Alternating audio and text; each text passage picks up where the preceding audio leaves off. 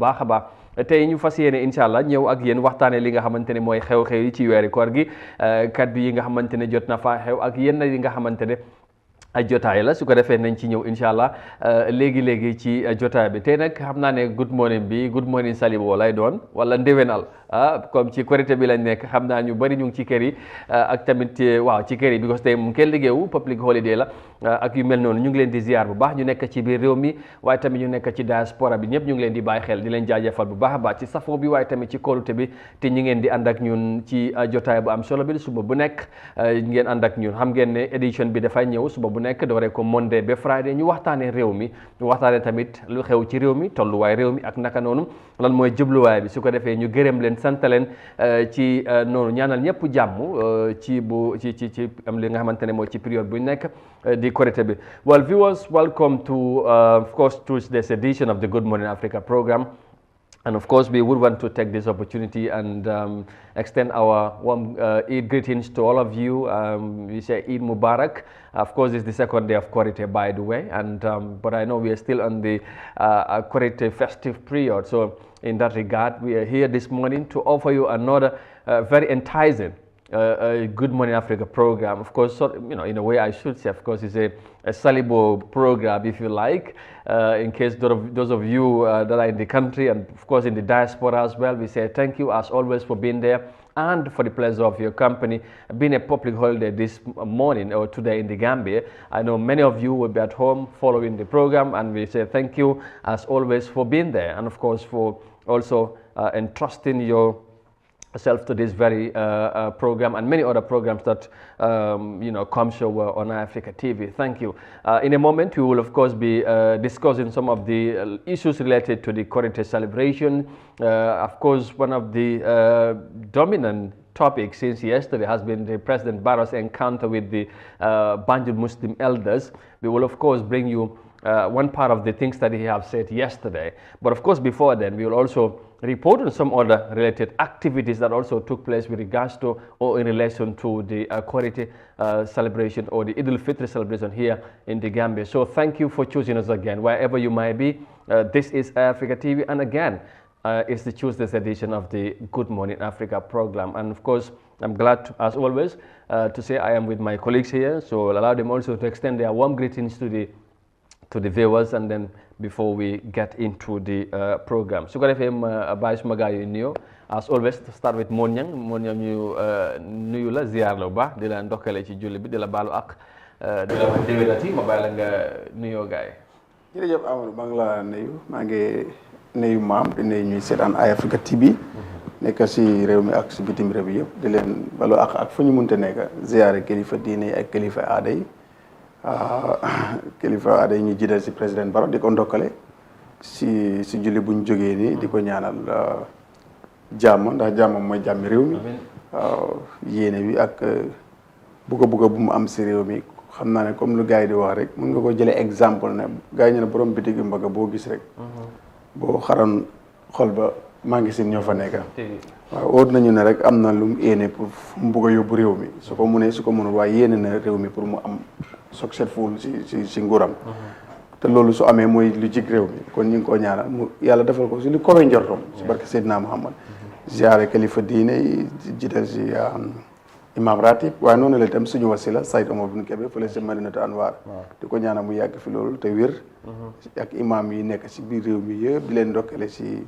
weeru koor wu mag bu jógee ni di ñaan yàlla lépp leen si ñaan yàlla na ko yàlla nangu. waaye yàlla def jàmm si réew mi. jàmm si la lépp xaj te lu dul jàmm mu la gën. ci li nga ko yéene yéen itam ak seen njaboot yëpp.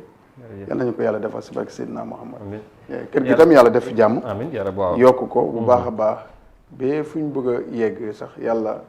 ko rombale ñu foofu noonu. yëpp nag mu ànd kowe suñ jort ba pare mu ànd ak jàmm. ñi fay liggéey yëpp. borom kër gi itam yàlla defal ko jaamu mébitam tam yàlla àggalil ko si barke Seydina Muhammad. so ñi fay liggéey ñun ñëpp rawatina nag team Good Morning di leen wax déwénati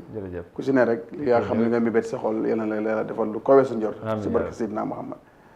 yal nañ ko fekkee ayaat yu bëri Amadou kontaan nañ sant yàlla bu baax a baax a baax xam naa jaaña ni ak Fall yi kontaan nañ dina itam yaay Good Morning. waaw yaay Good Morning waaw ñu ko nuyu bu baax. waaw sanse bi rafet na. waaw kan moo fi jaar. madame la. macha allah. maam xam na lu xew.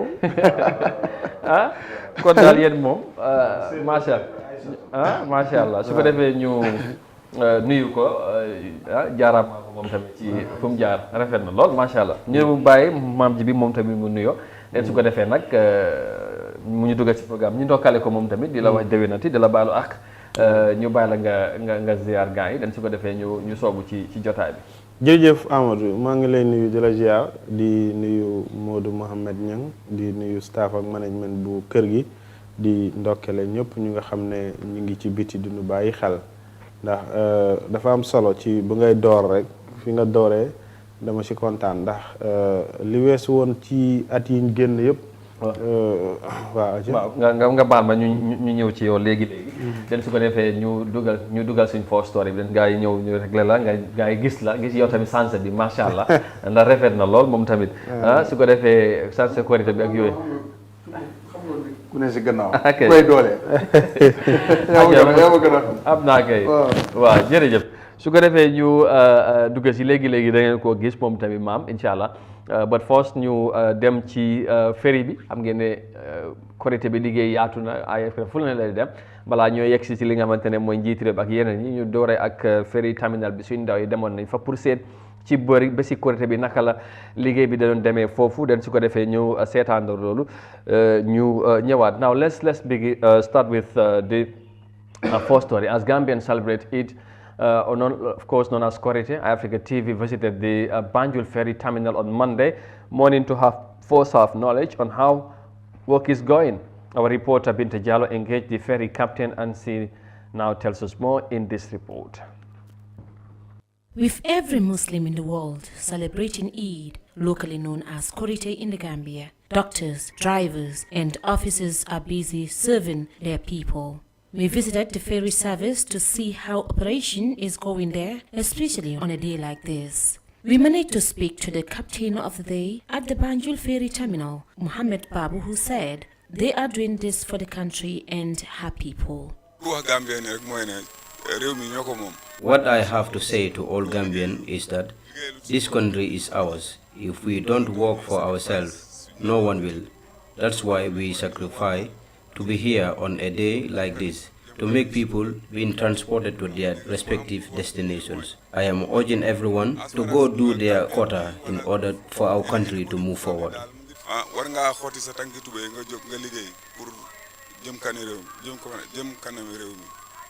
The assistant captain, Yusuf Okoli, said everyone cannot be at home to celebrate with their family. He said they are compelled to work on Eid Day because of the love they have for the country. If you see we are here today and not with our families, it's because we love our country. Because this is a public place and we all can't be at home to celebrate. If we do that, it will affect some people and we want them to be with their families.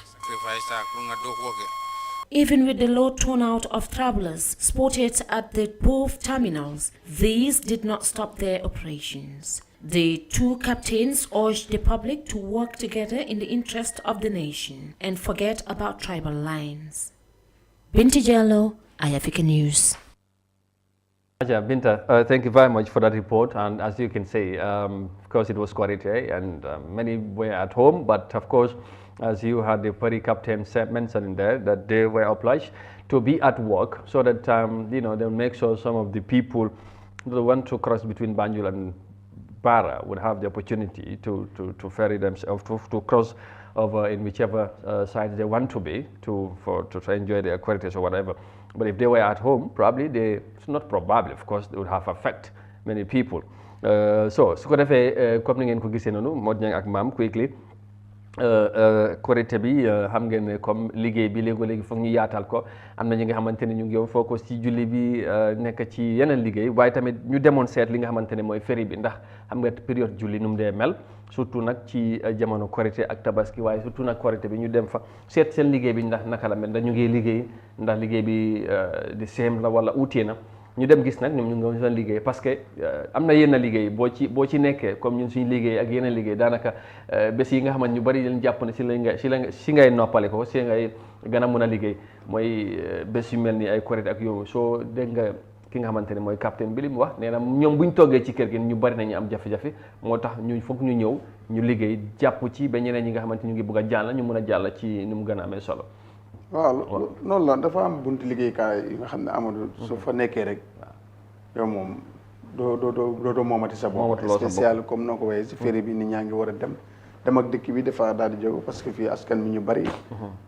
dañoo daal di bugg a dem si seen famille te comme ni ñu ko waxee rek comme ba fii ñu bari dañ fi ñëw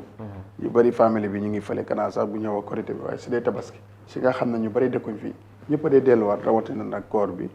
korité bi loolu moo tax ñu nekk si buntu yooyu duñ dee am time soo ko si bàyyi xel tam some doctors tam the same thing because the very day nit ñi tam dañoo feebar te dafa am buntu yi nga xam ne warut a tëj waaw donte la mun na am sax su fa ñett waroon a nekk wala ñeneenti ñaar moo faa des oo ñaar woo benn waaye buntu yi nga xam ne moom dëgg moomu pour mu tëj because de buntu yi nga xam ne toujours nit ñi dañ fa dee dugg di génn soo façon yooyu ku yàlla natoo nga nekk si buntu liggéeykaay yu mel noonu yow moom wax dëgg yàlla doo mun a bokk si ñi faral di mun a toog ak seen famille si xew-xew yi waaw su ko defee lu nga def rek mooy ne rek foog nga def sa liggéey den after liggéey bi nga door a mun a dem si famille bi gis leen waaye daal lu métti la ci itam foog tam ki nga xam ne moo tànn liggéey boobu foog mu jël responsabilité soo def ko mu dem soo moo tax ñoom dañ leen di njaaramal parce que ñoom anytime nit ñi dem war cross di dem ñoom ñu ngi fa man sax foog naa ne bi si julli gisuma time bu nga xam ne féeri bi du dee daw waaw soo te ay nit ñoo koo dawal te ñooñu waroon na nekk sa famille waaye liggéey boobu leen tànna foog li si nekk tam foog nga jël ko nga doxee ko comme nu ko askan bi bëggee waaw soo di leen jaarama liggéey bi tam am na solo bu baax buntu liggéeykaay yu bëri noonu la mel si bu ko am na comme mbiri sécurité mbiri lopitaan yi mbiri lu nekk foog mu am ñu fa nekk parce que bis boobu ñooñu amul bis bu fa nit du dem te saa yi fa nit demee dafa war a fekk nit moo tax ku tànn liggéey boobu rek foog nga am pesin boobu tam nga mun a di dimbale li ñu def si am solo bu baax ok am na solo su ko defee ñu move on maam quickly nga xam naa da nga ko boole ak nuyoo bi once gars yi gis la léegi su ko defee gis nga ferry terminal bi gars yi tamit démb ñu ngi doon doxal seen liggéey comme ni mu waree comme ni nga ko daan def balaa korité comme moo ñam ñu ngi ko waxee léegi ni am na yeneen liggéey boo ci fare léegi yow ñu foog am sa famille fu ñu lay soxla sax ci ngay leen di soree te loolu liggéey bi moom moo ko laaj sacrifice la waaye tamit bëgg a ci réew bokk na ci loolu yëpp mu nekk li nga xamante ne mooy li am solo te ñoom sax seen bopp ñu ngi koo firndeel buñ toogee ci kër yi amaan dina métti ci ñu bari jërëjëf Amadou maa ngi lay nuyu di nuyu Ñang Baalo di nuyu staff ak management bu kër gi di jaajëfal followers yi ak ñi nga xam ne ñooy viewers yi toog ci biti yëpp di ñu seetaan tey bésu mbégte la ndax li ko waral mooy wax naa ko léegi balaa ma nuyoo bi ngay nuyoo nga ne tey di ñaareelu fan ci li nga xam ne mooy weeru koor ndax liñ korité waaw ci korité liñ doon gis sax bi ñuy dugg ci weeru koor xam nga comme exemple ñun ñoo ak yow yaa ngi benn ñun ñu ngi ci dara yaa ngi ñaar ñun ñu ngi ci ñett tey ñi dem ba yàlla def ñun ñëpp ñu ànd jullee ndoor démb mu nekk lu nga xam ne lim mandargal ci lim wane rek dal na xel ci ñi yaakaar ne tey jii mun nañoo gis leneen lu weesu lañ doon dund ci at yu weesu buñ ci jógee nag ñi ñaanal ñun ñëpp ci li nga xam ne mooy korité biñ génn nii mu doon korité mbégte doon yokkute ci ñin ak mboolem ñi nga xam ne ñoo ñuy seetaan yàlla mun na ko yàlla nañu ko yàlla defal dugg ci fi nga waxee noonu tey dafa am bërëb yu nga xam ne boo fa nekkee di liggéey yàlla moo lay nattu ci yow public servant nga public servant in a sense ne tey driver bi lu métti métti bu nit ñi toogee di noppale ko nit ñi bëgg nañ ku leen yóbbu ak ku leen indi kooku warta toog borom féeri bi noonu la ndax moom tam tey am na ñu nga xam ne baara lañ dëkk buñ ñëwul Banjul seen aajo du sotti am na ku nga xam ne démb lay xalaat naka lay jógee Kaarang ñëw julli si fi nga xam ne moom moo nekk Gambia kooku nag tey ndox mi nekk ci diggante bi ñi nekk ci bunt boobu buñ tëjee seen bunt day métti wax nga ko démb exemple ñun suñ métier bi ak li métti métti ñun ñëpp démb xëy nañ dem liggéey li tax ñu liggéey mooy ne askan wi am na information buñ soxla te foog ñi dem ñi jox leen ko docteurs yi toog ci hôpital bi di same thing tey ak lu métti métti démb bi nit ñi nekkee di waaj pour julli am na ku nga xam ne boobu la ñàkk bakkanam docteur yi war nañ koo faj am na ku nga xam ne boobu lay dog juddu te docteur yi ñoo koy faj jigéen bu matu bi ak yooyu tey balaas yooyu boo ci nekkee di liggéey yow da ngay nekk ku nga xam ne public servant nga security bi tamit the same thing da ngay gis ne biñ fiñ taxaw di julli sax am na security yu nga xam ne ñu ngi taxawoon di garde président bi waaw xam nga ñu xalaatuñ ne ñoom foofu julli moo leen fa war te ñu ci bëri ci ñoom ay doomu jullit lañ waaye liggéey bi moo leen xañ loolu mu tënk leen kon yii dafa am solo moo tax ñi ci nekk tamit foog ñu jara delloo njukkal lañ ndax da nga leen di xeeb ci liñ nekk waaye bés yi bu amee yow da ngay toog sa kër leem say loxo ñoom ñi nekk di liggéey tey ku nekk ci ñun tey bu toogoon ak njabootam defe naa ne da koy enjoy nit ki toog di seetaan waaye suñu wareef la pour ñu ñëw ñi wan askan wi ne réew mi tey lii moo fiy xew démb lii moo fi weesu woon ndax media is information dafa war a nekk lu nga xam ne dafa accuracy information dafa war a nekk lu nga xam ne ni ko nit ñi soxlaa nun nga leen koy yekkale wax na san duñ toog ba julli nañ démb ñu ne ëllëg mooy bésu liggéey ñu doog a ñëw liggéey si ak yu jëm ci yu nu mel kon yii yëpp dafa nekk lu nga xam ne mandarga la yu muy wane mu nekk lu nga xam ne lu jar a bàyyi xel la ndax yow xam nga ne tey bu fekkonte ne du bési julli boo demoon si féeri bi buy féeri bi di wàcc da ngay gis ni muy feesee waaye gis nga démb bu fekkonte ne juróomi nit la sax waree fu féeri bi la pour mu yóbbu leen ndax ñoom deserve nañ tamit pour ñu jox leen seen raay am na solo su ko defee mu ngi noonu loolu mu nekk li am solo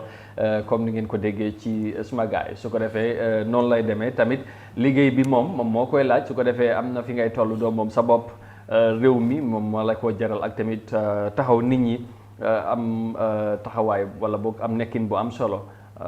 loolu dafay baax su ko defee ñu move on ci leneen ba léegi ñu desandi li aju ci korité bi ay mbiram tamit gis nañ ne ay doomi Ghana wala benn contingent bu nga xamante ne am dim tamit ñu ngi doon joxe ay ndimbal su ko defee loolu tamit ñu desandi ak Binta mu indil ñu details si loolu den su ko defee ñu move on balaa ñu dem ci leneen now let's move to the next story because the Ghanaian contingent has donated praying materials among other items to the people of Bara to ease their burden in this year's celebration. Our reporter Binta Jallo again was in Bara and she now tells us more of that in this report. Since the inception of ECOWAS mission in the Gambia, the force via its units, the Nigerian, Senegalese and Ghanaian contingents has undertaken various operations and activities in the pursuit of enhanced democracy and security in their areas of operation. To this end, the force has undertaken various activities to ease some socio-economic problems. These includes medical outreaches, donation of relief items, among others. As part of the civil-military cooperation activities and the celebration of this year's Eid, the Ghanaian contingent deployed in Bara donated some items to the people of Bara via the Bara Central Mosque.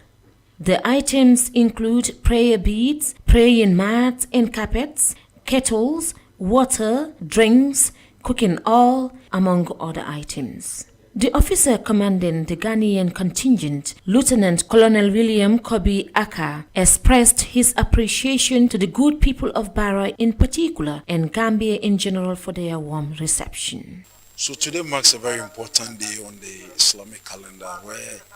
Muslims all over the world are celebrating the end of 1 month of fasting. So we thought it wise as people who live in the same community with our fellow brothers to come and also solidarize with them, support them as they end this important calendar. The people of Bara have actually lived in peace with us. They've always welcomed us. So as they celebrate this important event, I think it's also important that we also come to support them, to show them that we also love them and that we are also one people. So that is why we are here this morning, to be with the people of Bara. Lieutenant Colonel William added that their relationship with the people of Bara has been outstanding. The relationship has been an enduring one, a very good one.